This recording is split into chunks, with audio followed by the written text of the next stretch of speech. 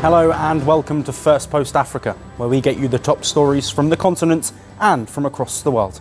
I'm Joshua Barnes, coming to you live from the Firstpost studios. First, let's take a look at the headlines. South Sudan says it has come to an agreement with warring parties over a key oil field in Sudan's southern Kordofan region near the country's border, after the site was seized by paramilitaries. German Chancellor Friedrich Merz says that US President Donald Trump has been sent a proposal on territorial concessions Ukraine is ready to make to end its war against Russia.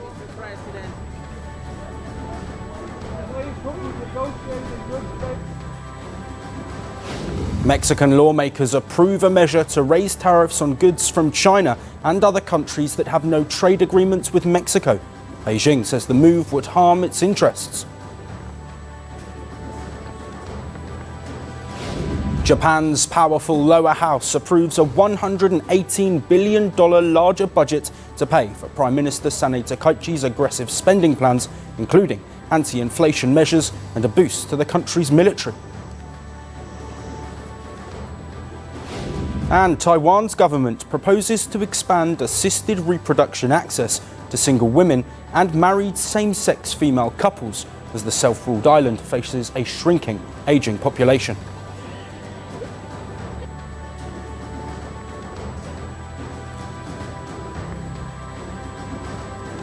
Hello and welcome.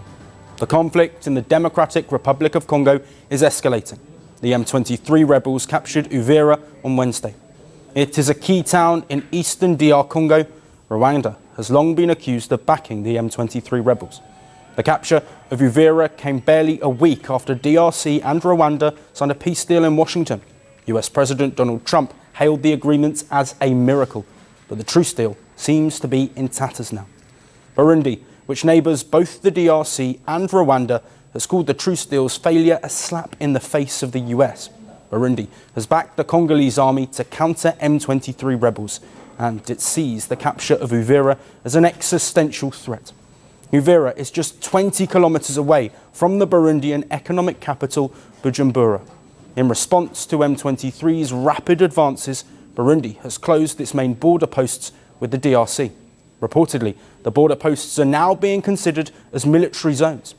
Yesterday, Rwanda accused both the DRC and Burundi of violating the Trump-brokered peace deal. Just the day before that, the US and European powers urged the M23 rebels to immediately halt their offensive, while also asking Rwanda to pull its troops out of eastern DRC. But the conflict has shown no sign of slowing down. After the M23 rebels took control of Uvira, streets stayed emptied, shops were shut, and soldiers fled the town.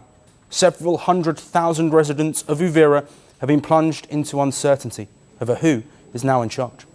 The latest offensive comes less than a year after the M23 seized Goma and Bukavu, two provincial capitals in the mineral-rich eastern DRC. The M23's latest advance is a new blow for the Congolese government. And with the fall of Uvira, the anger against President Felix Tshisekedi is also growing. We are already used to the fact that the power in Kinshasa has never been able to contain even the war for a minute against the enemy. It's enough for the enemy to decide to advance, and they advance. So it doesn't surprise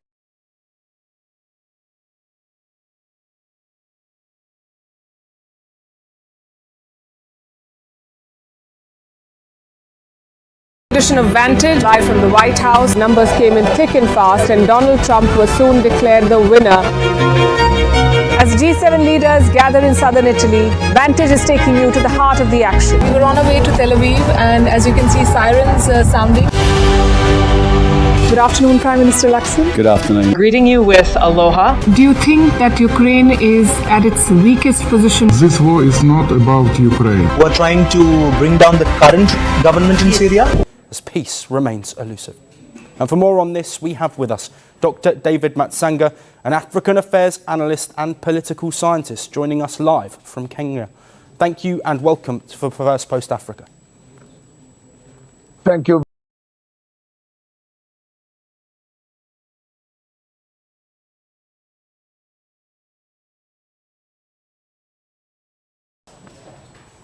There is no peace that will be achieved along that framework. The only peace that will be achieved is when there is a state. And let's be very careful about all this. I've told African leaders time and time, I've written lots and lots of documents regarding DRC Congo for decades.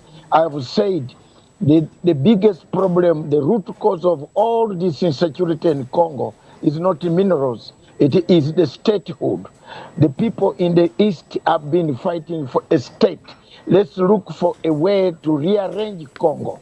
If we don't rearrange Congo, let's forget it. We can sign 1 million agreements, pieces of paper, but there will be no peace until you look at the root cause. The East does not see the West.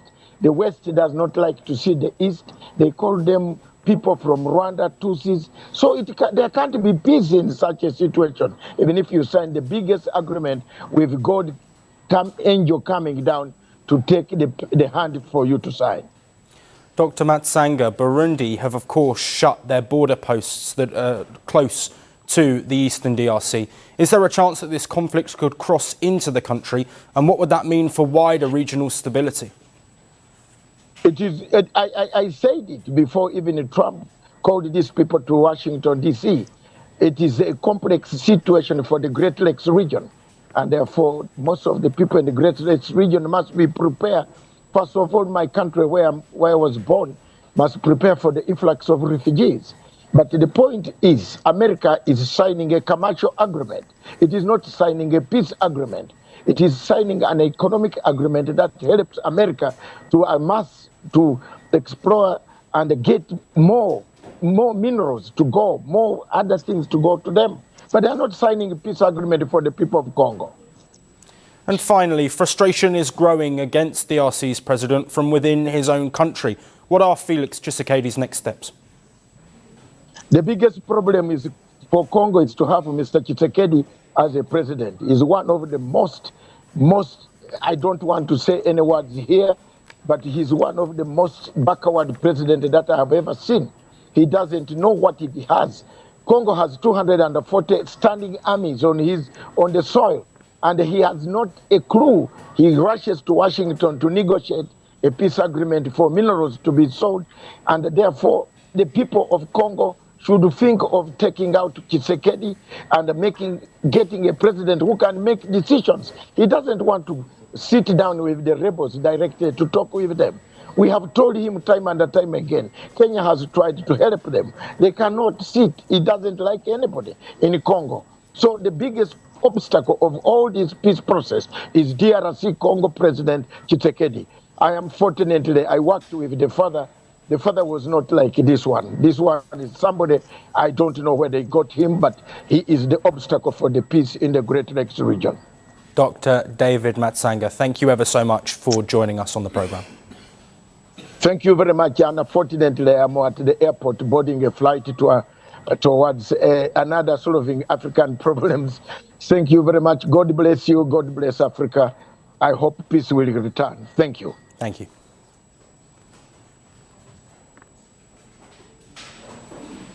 Moving on, and in Morocco, tragedy struck overnight in the historic city of Fez, marking the deadliest building collapse in recent years. At least 22 people have died, while 16 others were injured after 2 adjacent buildings came crashing down. Rescue efforts continued through the night as firefighters and emergency teams worked to search for survivors under the rubble. The collapse involved 2 4-storey buildings in a densely populated neighbourhood. Officials say one of the buildings was unoccupied at the time, but the second was home to 8 families. They were hosting a celebration marking the birth of a child. The rescue operation ended after no further victims were found. We took care of the victims and then continued searching under the rubble. Unfortunately, we regret to report the deaths of 22 people and 16 seriously injured of various genders. For the moment, there are no longer any people under the rubble. We've searched everything. The rescue operation is finished for now. Now, state-owned media in Morocco have reported that both these buildings showed previous signs of cracking. However, authorities have not yet confirmed the cause of the collapse, and an investigation is underway. But what they did confirm was one of the buildings had been constructed in 2006. But some witnesses say that both buildings exceeded the local limit of ground plus 2 floors. The big problem here is the chaotic construction. Some people add a 4th floor or a 5th, even a 6th, when we're only supposed to build ground floors plus 2 stories. Certain people are responsible for this. Fez is Morocco's 3rd largest city. It is known for its medieval walled city and tourist attractions. It was also among the cities that experienced anti-government protests earlier this year. And this latest incident has shocked residents to the core. Residents remain fearful that something like this might happen again. We want the authorities to inspect the other buildings so that there is no repetition of what has happened. We came here to our neighbors. We came here to mourn these people. I came to cry for these people because one day you may find us under the rubble. Local reports suggest that many neighbourhoods in Morocco still struggle with ageing infrastructure and poor enforcement of building codes. According to the Housing Secretary of State, around 38,800 buildings nationwide have been classified as at risk of collapse. Morocco is no stranger to tragedies like these. Similar incidents have occurred in other Moroccan cities in recent years. In 2014, 3 buildings in Casablanca collapsed, killing 23 people. In 2016, 2 separate collapses in Marrakesh and Casablanca killed 6 people and injured a further 24. And in May 2025, a residential building in Fez collapsed, killing 9 people despite being slated for evacuation. And now activists are asking the question no one in authority seems ready to answer. Who was supposed to be watching these buildings before they fell? This is supposed to be a modern neighborhood where plots of land were offered to rehouse families who were living in slums. The safety conditions are not being respected. The investigation needs to explain this to us, and the authorities need to take responsibility. As Morocco prepares to host the Africa Cup of Nations later this month, questions about building safety and urban planning have intensified. For now, the city mourns the loss of lives and hopes for help to prevent further tragedies.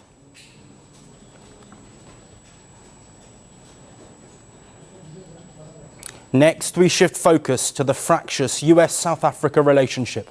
Trade has become the latest point of uncertainty following months of tension between Washington and Pretoria. The African Growth and Opportunity Act, or AGOA, looks set to be reinstated after a US House committee approved a bill renewing the preferential trade program for another 3 years. While there was no immediate mention of excluding South Africa, comments from Trump's top trade representative a day prior have opened the door for Pretoria's removal. If you think that we should give South Africa different treatment, I'm open to that because I think they are a unique problem. They're a big economy, right? They have an industrial base. They have an agricultural base. They should be buying things from the United States. The African Growth and Opportunity Act is a non-reciprocal trade program that was established by the United States in the year 2000. It grants duty-free access to the US market for specific countries on more than 1,800 products. The aim of the Act is to promote economic growth in Africa through improving economic policies and boosting trade with the US. US trade of goods and services with South Africa totaled around $26 billion in 2024. And South Africa has heavily used AGOA to export goods, especially agricultural products. This has significantly boosted the nation's economy and created jobs in the sector. Now, the initial act expired in September, but bipartisan US support for the renewal of AGOA has been followed by legislative action to reinstate it. And South Africa is fighting to stay in AGOA, with a spokesperson for Trade Minister Parks Tau stating, and I quote, "We continue to lobby for an extension of the US trade initiative in its current form." But that lobbying has become harder in recent months. Donald Trump has continued with unsubstantiated claims that the South African government is allowing a genocide and land seizures against white Afrikaners, claims denied by Pretoria. In May, this played out in person when President Ramaphosa was ambushed in the White House by President Trump. Since then, the US boycotted the first ever African G20 summit held in Johannesburg. with Donald Trump then stating that Pretoria would not be invited for next year's summit to be held in Miami after Ramaphosa refused to hand the G20 presidency to a more junior US delegate. Then there is the matter of 30% US tariffs still imposed on South Africa. Trump has targeted BRICS nations, citing what he calls anti-US policies. The US administration has also warned against the shift from the growing global south away from the West and towards both Russia and China. Last month, Republican Senator John Kennedy, who introduced this AGOA legislation, insisted that South Africa's geopolitical position requires re-evaluation. He also said AGOA should only be extended to countries that support US interests. China is using Africa to expand its influence at America's expense. We need to rethink our relationships in the region while strengthening trade with African countries that share our values. Uncertainty over AGOA and trade provides another flashpoint in relations that have fallen apart since Trump's second term. Amid Trump's discredited claims of a white genocide in South Africa and a G20 summit controversy that could rumble on for months to come, South Africa has a battle on their hands. Pretoria has vowed to keep fighting, but pressure is mounting. And we end with a controversial story. US President Donald Trump is back in the headlines after openly reviving one of the most controversial comments on Africa from his first term. At a rally in Pennsylvania, Trump admitted he used the slur during a private 2018 meeting with lawmakers, a statement he has previously denied. The remark, aimed at Haiti and several African nations, sparked global outrage at the time, with many world leaders labelling his language as racist and disrespectful. However, this week, Trump not only repeated the story, he boasted about it, even recalling the reaction inside the Oval Office. Trump also said the US should take immigrants from predominantly white countries like Norway and Sweden. Listen in. Remember, I said that to the senators. They came in, the Democrats. They wanted to be bipartisan. So they came in and they said, this is totally off the record. Nothing mentioned here. We want to be honest because our country was going to hell. And we had a meeting. And I say, why is it we only take people from whole countries, right? Why can't we have some people from Norway, Sweden, just a few? Let us have a few. From Denmark, do you mind sending us a few people? Send us some nice people, do you mind? But we always take people from Somalia, places that are a disaster, right? Filthy, dirty, disgusting, ridden with crime. Well, this comes as Trump had previously claimed Somali immigrants have destroyed America. He also targeted Congresswoman Ilhan Omar, claiming she is from the worst country in the world. We have any individuals from Somalia in the group? Please raise your hand. That's for Minnesota, you know. That's called the Great Big Minnesota Scam with one of the dumbest governors ever in history.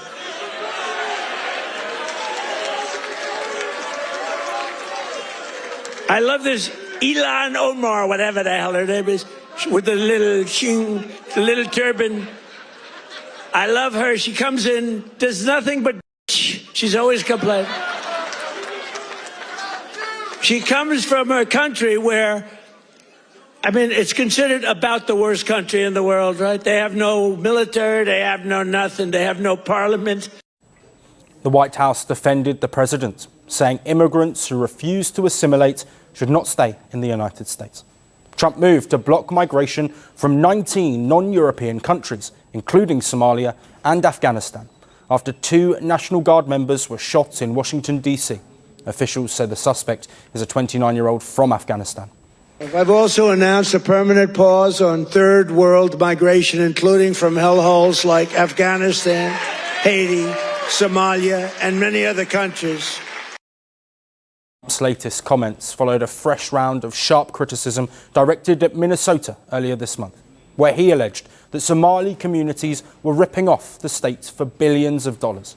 He also escalated his attacks on Minnesota Governor Tim Walz, accusing him of mismanagement and calling him grossly incompetent. I think that Walz is a grossly incompetent man. There's something wrong with him, okay? There's something wrong with him. And when you look at what he's done with Somalia, where Somalia which is barely a country. You know, they have no anything. They just run around killing each other.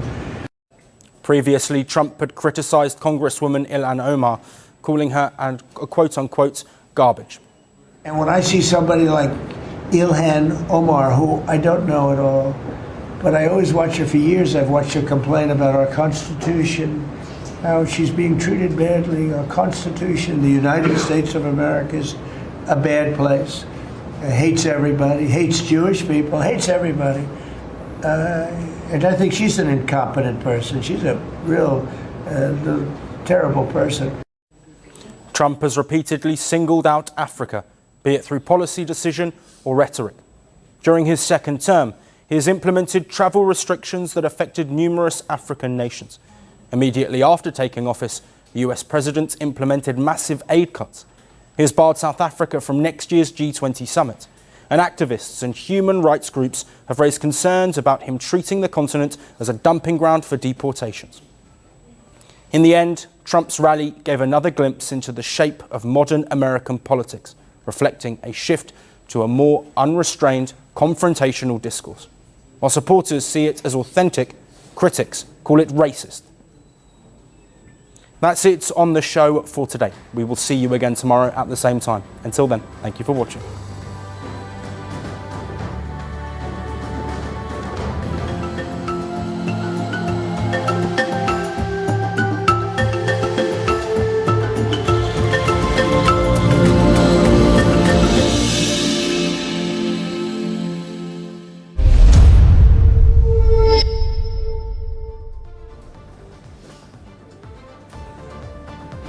Hello and welcome to Firstpost Live, where we bring you the day's top 4 stories from across the world. I am Joshua Barnes, live from the Firstpost studios. Let's begin with the headlines.